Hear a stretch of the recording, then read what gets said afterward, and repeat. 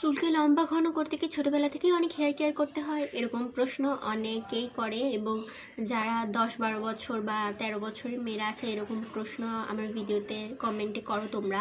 বা আবার অনেক আন্টিরাও আছে যাদের মেয়েদের চুলের যত্নের সময় এই আমার ভিডিও দেখে আবার অনেক সময় কমেন্ট করেছেও।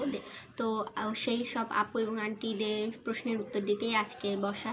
আবার অনেকেই জিজ্ঞেস করে আমি কি ছোটোবেলা থেকে খুবই মেনটেন করেছি নাকি আমার হেয়ার কেয়ার রুটিনটা, যার ফলে আমার এত তাড়াতাড়ি লম্বা ঘন চুল হয়েছে।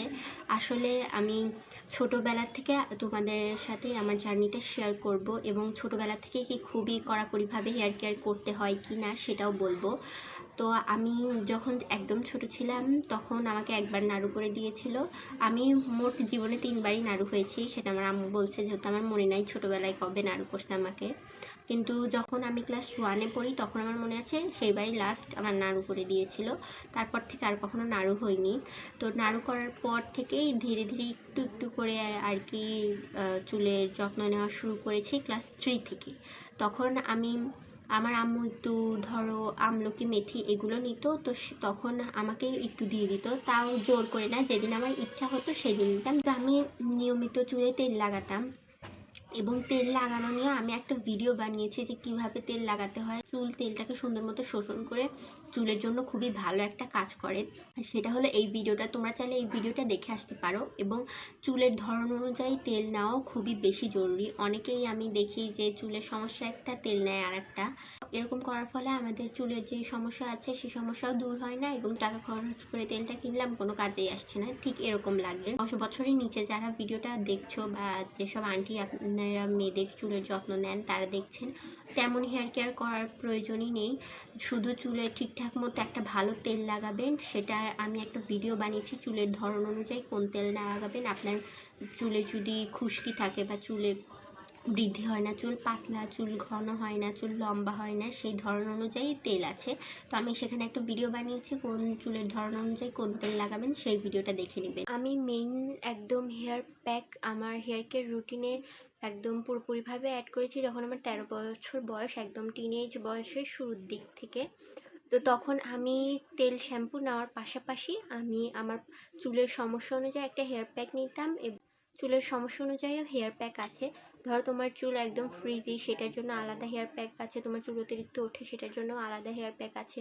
আবার চুলকে সিল্কি স্মুথ এবং স্ট্রেট করার জন্য, যাদের চুল একটু কোঁকড়া হয়ে গিয়েছে, ন্যাচারালি স্ট্রেট ছিল কিন্তু ইদানিং মনে হচ্ছে কোঁকড়া হয়ে গেছে, তাদের চুল স্ট্রেট করার জন্য হেয়ার প্যাক আছে। আমার চুলে যখন যে সমস্যা দেখা দিত সেটা অনুযায়ী একটা হেয়ার প্যাক নিতাম। অনেকেই আছে একটা হেয়ার প্যাক একবার লাগিয়ে মনে করো কিছুই তো হলো না। একটা হেয়ার প্যাক তোমাকে অবশ্যই ধৈর্য ধরে 3 থেকে 4 বার ইউজ করতে হবে, তারপরেই তুমি একদম ভালো একটা রেজাল্ট পাবে ওই হেয়ার প্যাকটার। আমার 12 বছর বয়স পর্যন্ত আমি শুধু চুলে তেল লাগাতাম আর শ্যাম্পু করতাম। আর যখন আমি ঘুমাতে যাব তখন আমার চুলটা যখন একটু বড় হয়েছিল, তখন ধরেন এতটুকু অবধি আসছে, তখন আমি একদম চুল একটু বেনি করে তারপরে ঘুমাতে যেতাম। আর আম্মু তখন তো ছোটোবেলা থাকতে আম্মু যদি হেয়ার কেয়ারে কোনো হেয়ার প্যাক বানিয়ে নিত, তখন আমার শখ হলে বা আমার ইচ্ছা করলে তখন নিতাম, জোর করে যে নিয়ে দেওয়া হতো বা জোর করে নিতাম এরকম কোনো বিষয় না। আর শীতের দিন আমি ভুলেও হেয়ার প্যাক লাগাতাম না, কারণ এর ফলে আমার ঠান্ডা লেগে যায়। আর এখনও পর্যন্ত আমি শীতের দিন কখনোই হেয়ার প্যাক লাগাই না। আর চুলের যত্নে অনেকেই ভাবে সপ্তাহে কি 2-3টা হেয়ার প্যাক লাগানো, সপ্তাহে একটা হেয়ার প্যাক লাগালেই যথেষ্ট। সপ্তাহে 2-3টা হেয়ার প্যাক লাগানোর কোনো দরকার নেই। তুমি সপ্তাহে একটা হেয়ার প্যাক লাগালে তো টিনেজ বয়স থেকে হেয়ার কেয়ারটা শুরু করা উচিত। আর যাদের অনেকেই আছে বলে হেয়ার কেয়ার তো অনেক করি তাও কিছু হয় না। আচ্ছা, আমাদের চুলটা কিন্তু আমাদের স্বাস্থ্যের উপরও নির্ভর করে।